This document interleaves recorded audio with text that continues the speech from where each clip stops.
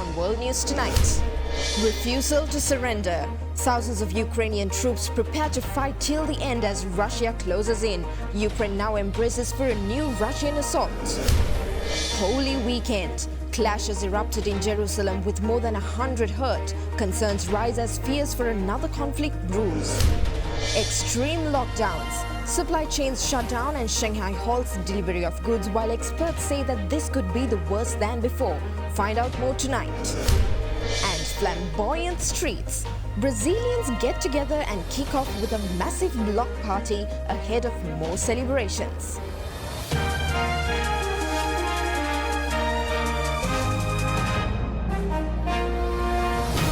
This is Derana World News Tonight. Reporting from Colombo, here is Suzanne Shanali.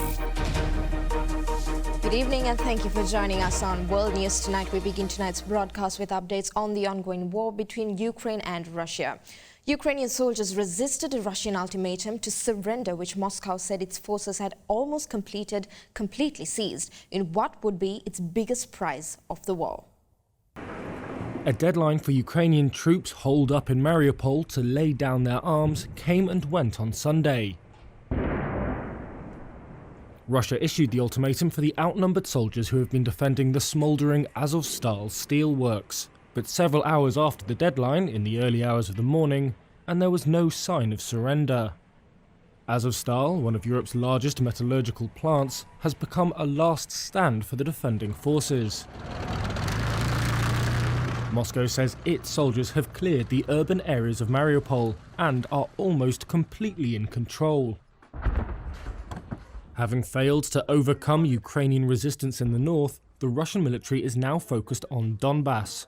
Capturing the eastern region's main port city would be a major strategic prize for Russia. Connecting territory it holds in Donbass with the Crimea region it annexed in 2014. Ukraine's President Volodymyr Zelensky said his government was in contact with the troops at Azovstal. Speaking on Saturday, he accused Russia of trying to destroy everyone in Mariupol and said killing the soldiers would put paid to peace efforts. It's unclear how many soldiers are inside the steelworks. Satellite images have shown smoke and fire coming from the area, which is riddled with tunnels underneath. Meanwhile, Russia continued with long-range attacks on other locations in Ukraine, all part of what it calls a special military operation. Local media reported an explosion in Kyiv, though the capital's deputy mayor said air defense systems had thwarted Russian attacks. The mayor of the nearby city Brovary said a missile attack had damaged infrastructure. According to the RIA news agency, Russia said it had destroyed an ammunition factory near the capital. Pope Francis condemned the cruelty of the war in Ukraine at an Easter Vigil Mass. The Vatican said that Pope Francis met privately with the Ukrainian delegation before the Mass. Pope Francis, marking an Easter of war, urged leaders to hear people's pleas for peace in Ukraine and implicitly criticized Russia for dragging the country into a cruel and senseless conflict. Standing in solidarity with Ukraine, Pope Francis called for gestures of peace in the face of war during a vigil service marking Easter. The pontiff did not preside over Mass, presumably because of his struggles with leg pain. The job of leading the service, where some 5,500 faithfuls were in attendance, fell on Cardinal Giovanni Battista. While the Pope read his homily, he addressed 3 members of Ukraine's parliament and the mayor of Melitopol, Ivan Fedorov. They were all sat in the front row. Fedorov had experienced the horrors of war firsthand. He was detained by Russian forces last month and later freed in a prisoner exchange. The Pope praised the mayor for his courage. In this darkness that you are living in, Mr. Mayor, members of Parliament, the dark darkness of the war, of the cruelty, we all pray. This night, we pray for you and with you.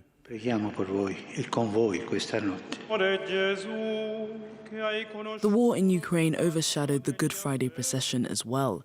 The Vatican's choice to have a Russian and a Ukrainian woman carry the cross together during the event has faced backlash. The Vatican had hoped it would be a gesture for reconciliation, but Ukrainians called the move inappropriate.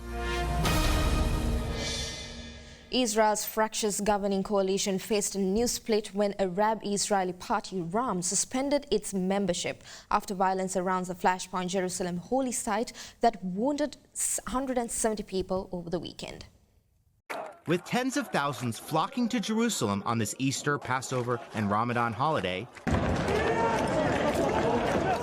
fresh violence in the Old City.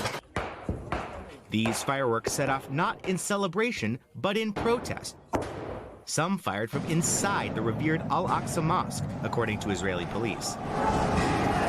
The Temple Mount is Judaism's holiest site and the third holiest in Islam. The clash is erupting after Israeli police entered the compound to make way for Jewish visitors. Israeli officials say 18 Palestinians were arrested for throwing rocks and fireworks, damaging the mosque. Palestinian medical workers say 17 were injured amid fears of another wave of violence. More than 150 Palestinians injured at the same site Friday. Earlier this month, a Palestinian gunman killing 3 in Tel Aviv.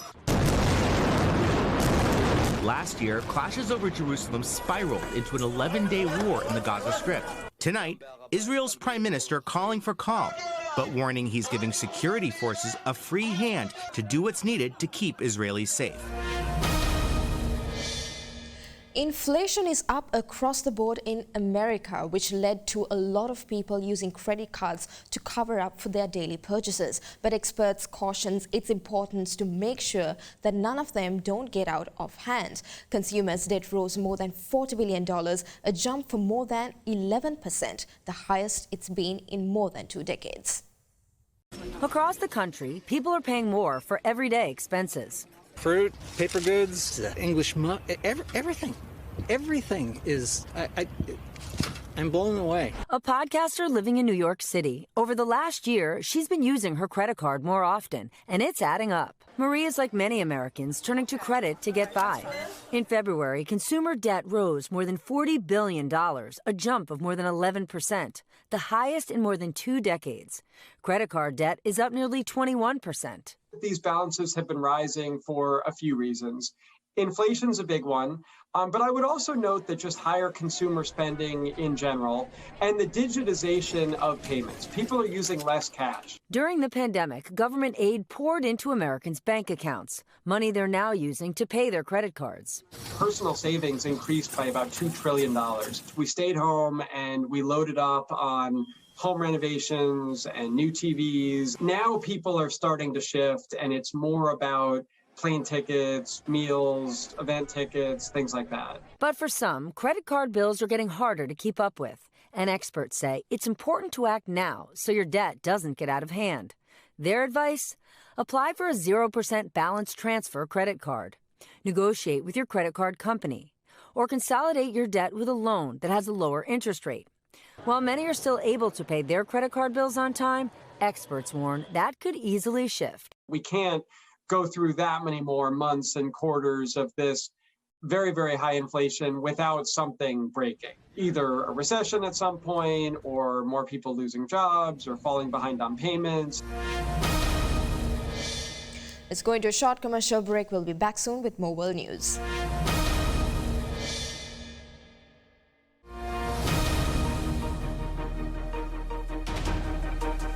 Welcome back to World News Tonight, and we move on to the updates of the COVID crisis around the globe. As businesses remain shuttered in Shanghai, China's financial capital, experts are warning of far-reaching effects on the global supply chain. Businesses worldwide are bracing for shortages, with automotive and electronic supplies already feeling the effects. Shanghai has set a target to stop the spread of COVID-19 outside of quarantined areas by Wednesday, 2 sources close with the matter said. This would allow the city to further ease its lockdown and start returning to normal life as public frustrations grow. The city's new target of zero COVID at the community level by April 20th was communicated in a speech officially dated Saturday to the city's Communist Party and organisations such as schools, according to the sources who declined to be named as the information was not public. China's definition of zero COVID status at the community level means that no new cases emerge outside quarantined areas. The target will require officials to accelerate COVID testing and the transfer of positive cases to quarantine centres. Ending community-level transmission has been a turning point for other Chinese localities that locked down, such as Shenzhen City, which last month reopened public transport and let businesses go back to work shortly after achieving that target. A speech by the party secretary of the city's Baoshan district described it as an order that had come as the city's situation reached a critical moment, with growing public anxiety and food supply pressures. The Shanghai government and China's State Council did not immediately respond to requests for comment. While Shanghai is experiencing an extreme lockdown, the vast majority of social distancing rules in South Korea have finally been lifted after more than 2 years of trying to stem the spread of COVID-19. It means that from today, there will no longer be restrictions on business hours or the number of people who can gather at once. The social distancing rules that have been in place for the past 2 years are finally coming to an end. Starting from Monday, South Korea will lift almost all its social distancing measures. The anti-COVID measures first went into effect on March 2020. And since then, the health authorities have attempted to contain the spread of COVID-19 by repeatedly tightening and easing these rules. But no longer. Now businesses will be able to stay open all night, and there will be no more limit to the number of people who can gather together. Events and rallies will no longer be limited to under 300 people. Religious services and events can be held at full capacity. But for eating in indoor stadiums and theaters, health authorities need another week of preparation. This ban on eating will be lifted next Monday. And masks are staying on for at least another 2 weeks, both indoors and outdoors. Health authorities will circle back to this issue in a fortnight to discuss whether to lift the mask mandate. The lifting of social distancing measures comes on the back of declining COVID infections. South Korea on Monday reported 47,743 new cases. This is the first time in 68 days that daily cases have dropped below 50,000. Also, South Korea last week saw an average of more than 130,000 COVID infections per day. That's a 33% drop from the week before, when the country saw more than 200,000 cases a day on average. The self-isolation rules for infected patients will remain for now, but will also be lifted gradually over the next several weeks. And patients will soon be able to visit their local doctor to get COVID-19 treatments, like they do for the common flu. A federal judge has ruled that Tesla CEO Elon Musk's 2018 tweets about having secured financing to take the company private were false, according to court filings by Tesla investors suing the billionaire over the tweets. A federal judge has ruled that Elon Musk's tweets in 2018 about having secured funds to take Tesla private were false. That's according to Tesla investors who are suing the electric car maker CEO over money they said they lost after shares of Tesla plunged in the ensuing days. According to the investor filing, a judge ruled on April 1st that Musk's tweets were false and misleading and said that the court, quote, held that he recklessly made the statements with knowledge as to their falsity. Musk last Thursday again claimed that funding actually had been secured to take Tesla private in 2018. On Friday, investors asked the judge to block the billionaire from his, quote, public campaign to present a contradictory and false narrative regarding his 2018 tweets. The case is set to go to trial in May. Musk had settled with U.S. securities regulators over what the agency found to be false statements in the tweets, paying fines and agreeing to have a lawyer approve some of his tweets before posting them. He is now trying to nullify that settlement with the SEC, accusing the agency of harassing him with investigations. The Tesla legal maneuverings come as Musk is attempting to buy Twitter and take it private. The social media company adopted a poison pill in an attempt to block him from increasing his stake in the company. The Archbishop of Canterbury condemned a British plan to send tens of thousands of asylum seekers to the East African country of Rwanda, saying that the policy did not stand the judgment of God.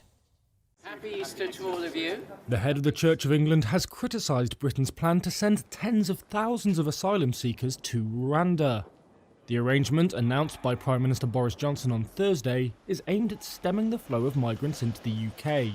But it drew immediate and heavy criticism from politicians and charities. To himself.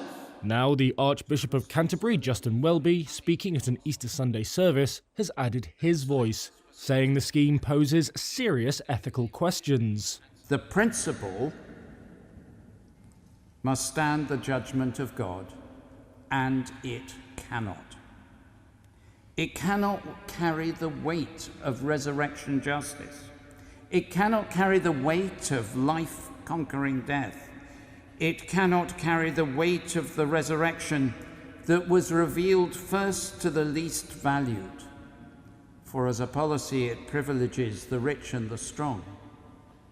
And it cannot carry the weight of our national responsibility as a country formed by Christian values, because subcontracting out our responsibilities, even to a country that seeks to do well, like Rwanda, is the opposite of the nature of God, who himself took responsibility for our failures. Welby is the spiritual leader of the worldwide Anglican Communion of about 85 million Christians. Last year, more than 28,000 migrants and refugees made the crossing from mainland Europe to Britain. The arrival of migrants on rickety boats has been a source of tension between France and Britain, especially after 27 migrants drowned when their dinghy deflated in November.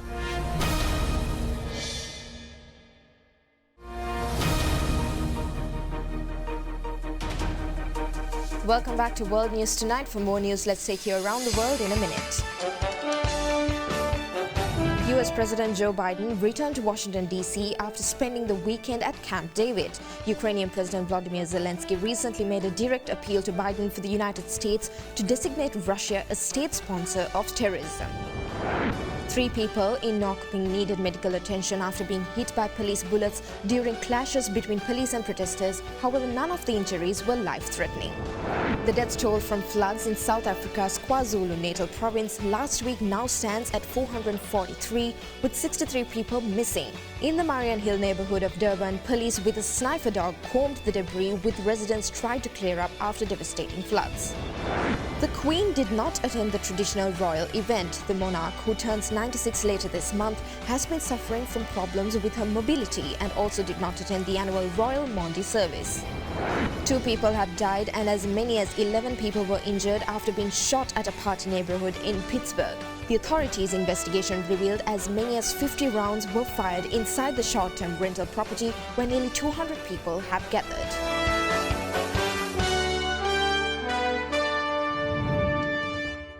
The exciting archaeological discovery was made in Paris during the Notre Dame Cathedral renovations, revealing that lies underneath the 860-year-old church. Furthermore, French President Emmanuel Macron praised the team's involvement in the reconstruction as he visited the cathedral 3 years after the devastating fire. They rang the bells outside Paris's Notre Dame Cathedral on this Easter Sunday. The renovations underway inside, unearthing the 860-year-old church's secrets. Discovered beneath the stone floor of the crossing and a 19th century heating system, this. An intact lead sarcophagus, basically a very old coffin that archaeologists think could go back to the 14th century. A window into medieval times. Notre Dame has survived renovations, desecrations, and now 2019's calamitous fire. On the 3rd anniversary of the inferno, French President Emmanuel Macron toured the reconstruction. It was Good Friday. Macron called the rebuild a testimony of hope in a difficult period of history. As the renovation continues, hoping to be ready for the 2024 Summer Olympics to welcome back the faithful and the curious. And that's all the news we got for you tonight. Join us again tomorrow for more news around the globe. In case you have missed to watch any of the stories we aired tonight, you can always rewatch by catching us on our YouTube page, youtube.com/Derana English. We're leaving you tonight with carnival revelers and samba musicians turning downtown Rio de Janeiro into a massive Easter street party. Thank you for watching us again. Have a good night.